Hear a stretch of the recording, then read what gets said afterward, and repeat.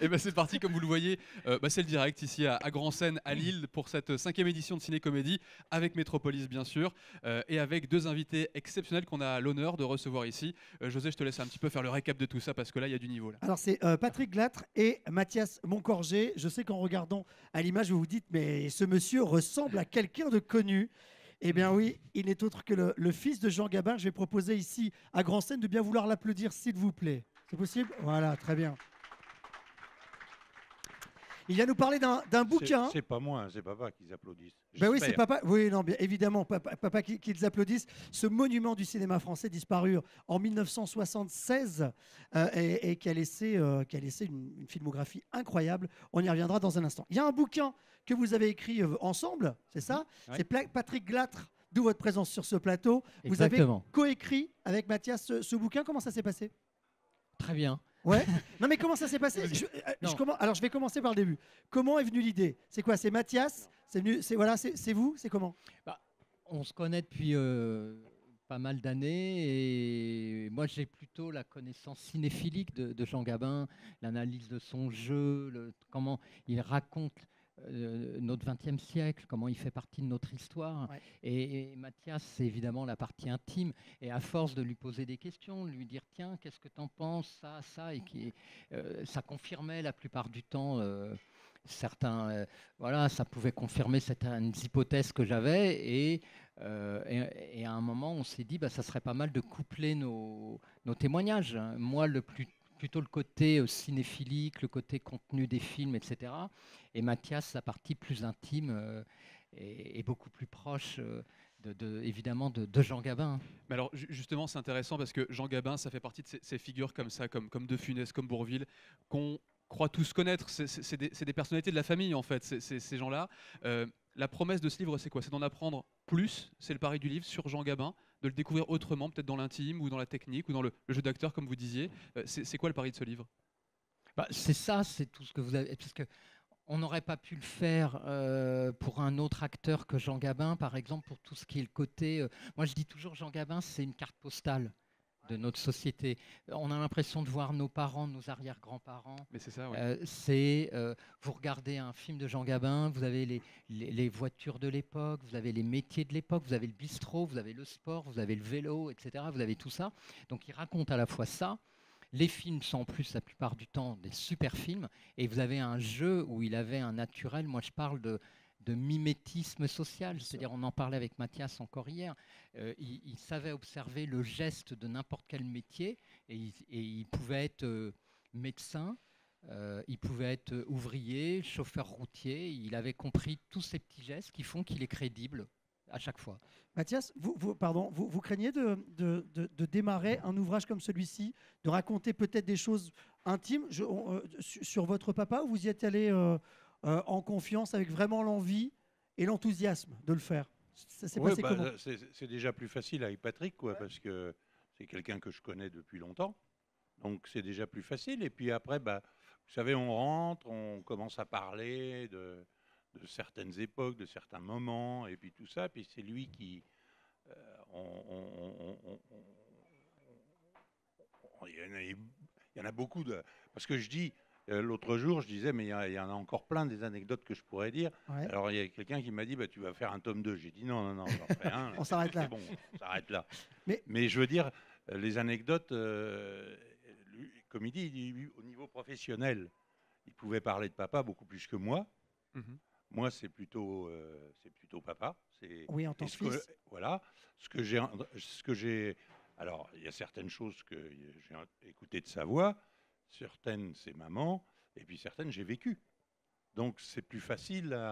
Et on en parlait, et puis il me dit, c'est celle-là qu'il faut que tu racontes. Et voilà. Ce livre, il a tout ça? Pardon. Ce livre, il a tout ça? Il a l'aspect professionnel de Jean Gabin, toute sa technicité en tant qu'acteur, son jeu d'acteur, cette réalité sociale, ce regard acerbe parfois qu'il avait sur la société, et en même temps des petites confidences, des anecdotes sur Jean Gabin, ce qu'il était en tant que papa, etc. C'est ça? Oui, ce qu'il était. Alors, ce qu'il a vécu, parce que moi, je ne peux que l'avoir connu à partir du moment où je suis arrivé. C'est un peu le principe. Ouais. C'est un peu le principe.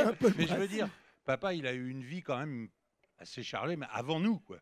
Avant qu'il rencontre maman.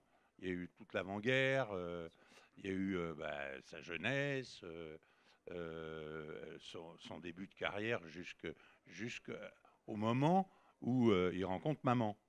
Alors ça j'en ai entendu parler et par lui, par André Brunelin, par maman. Mais après, si vous voulez, à un certain moment, on trouve à partir des années 55, là, c'est plus des anecdotes que nous, on a vécues et que moi, j'ai entendues et que j'ai vécues. Et on a l'impression justement dans ce livre-là qu'il y a plusieurs Gabins racontés par différentes personnes. Il y a pas mal de témoignages et de noms. Oui, il y a des personnes qui ont témoigné. C'est ça, des noms très très connus. Je pense à Nathalie Baye, à Lino Ventura, à Denis de la Patelière également. Les metteurs en scène, les gens qui ont travaillé avec lui. Moi les anecdotes, c'est ce que j'ai vécu à la maison. C'est différent. Alors, et ça, on n'en avait jamais parlé. Il était différent parce qu'on a l'impression que Gabin à l'écran, pour nous qui ne le connaissions pas dans l'intime, c'était l'authenticité, c'était le Gabin qu'il y avait tout le temps. C'était le cas ou pas? Alors, c'est-à-dire vivant. Non, mais c'est moi, je dis toujours la même chose. J'ai toujours dit à Patrick, puis j'ai toujours dit, j'ai eu une chance extraordinaire. Nous avons eu une chance extraordinaire, mes deux sœurs et moi, c'est qu'on a eu des parents extraordinaires. Voilà. Un père et une mère qui étaient tout le temps là. Les gens pensent que... Mais non, ils étaient tout le temps là. Papa travaillait comme beaucoup de gens qui vont, quand ils vont travailler, ils rentrent le soir. Papa, il rentrait à 7h30 le soir. Ah ouais, même comme acteur, après les tournages, il arrivait à rentrer à la maison à 7h30. Bien sûr, bien sûr. On a du mal à l'imaginer. C'est vrai parce qu'on voit toujours le côté un peu... Sauf quand il tournait de nuit. Oui, non, mais ou tournait de nuit, ou alors... Ou à l'étranger. Mais non, pas à l'étranger, jamais. Pas, jamais. Ah non. Il avait la France, Gabin. C'était la France. Ah ça pour ça. Oui. Gabin, c'est la France. Même en vacances, d'ailleurs, si je me trompe Gabin, pas. C'est la France. Toujours parti en vacances en France, d'ailleurs, Gabin. Oui, et puis au nord. C'est ça. Où il on voyageait pas beaucoup, quoi. Non. Comme il disait passer la Loire, c'est l'aventure. Donc là où il y avait de la flotte, on y allait. Donc la Bretagne, la Normandie. Qu'est-ce qui reste de l'héritage Gabin dans le cinéma français, d'après vous, Patrick et Mathias après? Ouais. Patrick, d'après vous? On parlait tout à l'heure d'un jeu d'authenticité, d'un regard sur la société, d'une manière de réinterpréter les métiers qu'il avait observés, un certain terroir qu'il représentait, une France qu'il représentait à l'époque. C'est pas facile de comparer parce que mais sans comparer. Le jeu, il y a certains acteurs qui ont un jeu d'abord, on le voit, beaucoup d'acteurs se sont inspirés de lui. Et de Vincent Lindon à Pierre Richard, je n'arrête pas de rencontrer des acteurs qui disent « j'adore Jean Gabin ». Donc de toute façon, il a inspiré ou directement ou indirectement. Donc il y a quelque chose qui a changé dans le cinéma français aussi. C'est que jusqu'à Belmondo, les gens allaient voir un Gabin, allaient voir un Lino Ventura, ils allaient voir un Delon à une époque, un Belmondo. Ça n'existe plus aujourd'hui. On va pas voir. On a des très très bons acteurs, mais on ne va plus voir un film aujourd'hui parce que c'est tel acteur ou telle actrice. Ça n'existe plus. Mais alors du coup, ma question, elle paraît bête, mais en 2022, il aurait continué, évidemment, s'il était encore là, le papa, il aurait continué à être acteur. C'est vraiment. En 2022, il aurait eu mal, non? Je sais pas, non, mais dans l'idée. Vous voyez. Non, mais imaginons que c'est possible. Imaginons aujourd'hui. Oui, mais vous savez, déjà à l'époque, moi je me rappelle qu'il disait à son ami, quand ils se sont rencontrés, ça a été jusqu'au bout avec Lino Ventura, il disait, tu sais, il disait, tu sais, il faut premièrement une bonne histoire, deuxièmement une bonne histoire, troisièmement une bonne histoire. Papa, il était obnubilé par faire un film et qu'il y ait une histoire, qu'il y ait quelque chose.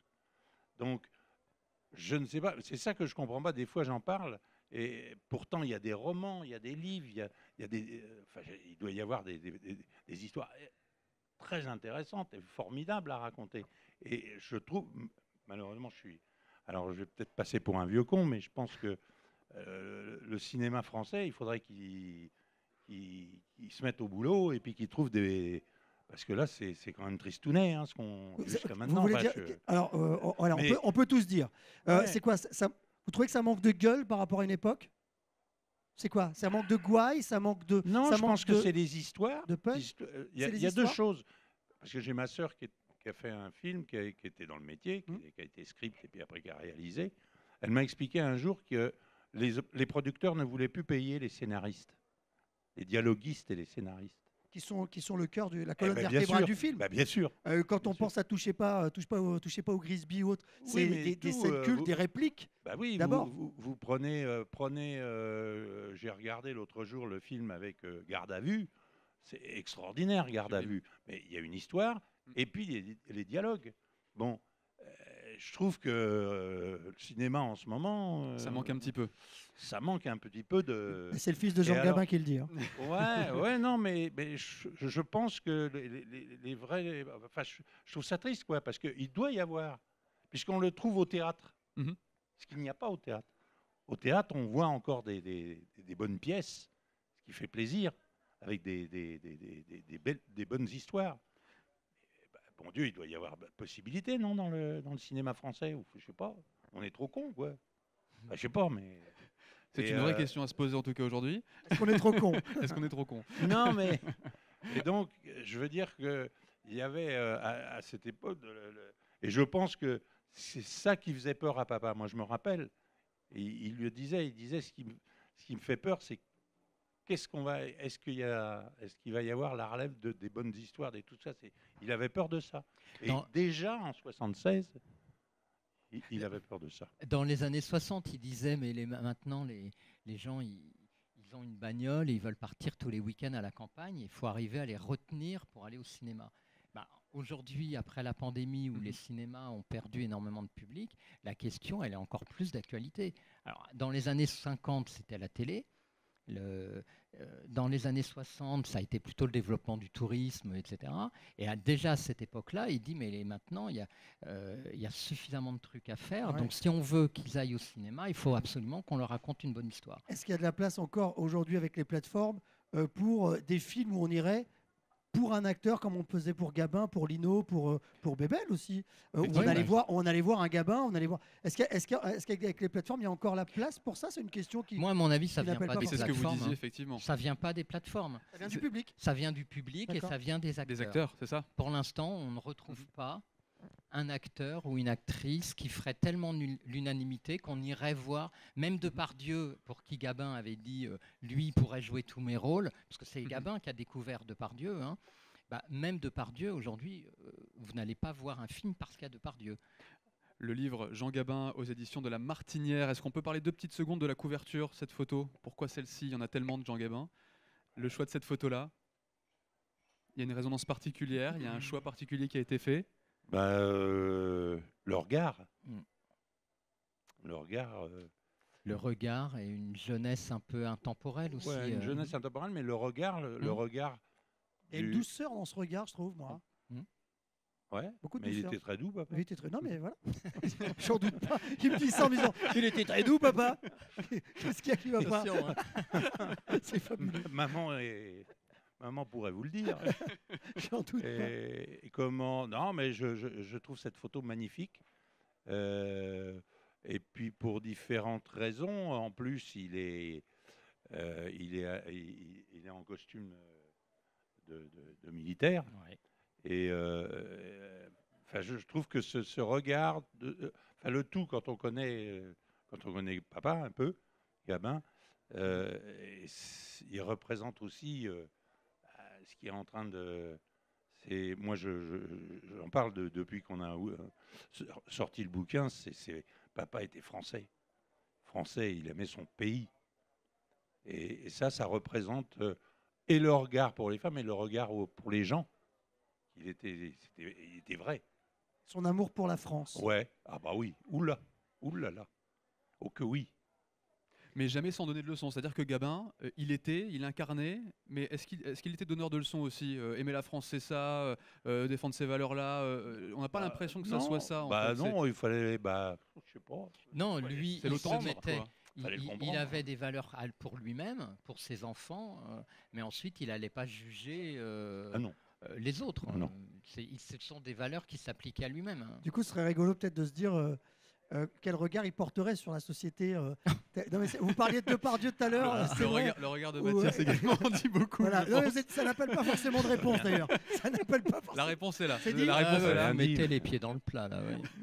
Non mais c'est vrai. Je sais pas. Quel regard cette génération porterait sur celle d'aujourd'hui sans avoir la réac, quoi. Je veux dire, c'est légitime comme on a l'impression vraiment d'être dans deux époques complètement diamétralement. Vous savez, il a quitté les plateaux hollywoodiens pendant la guerre pour aller se retrouver chef de char dans la deuxième DB alors qu'il avait 40 balais, qu'il était claustro et qu'il avait peur du feu. Aujourd'hui, ce patriotisme, je pense qu'on ne le comprend même plus.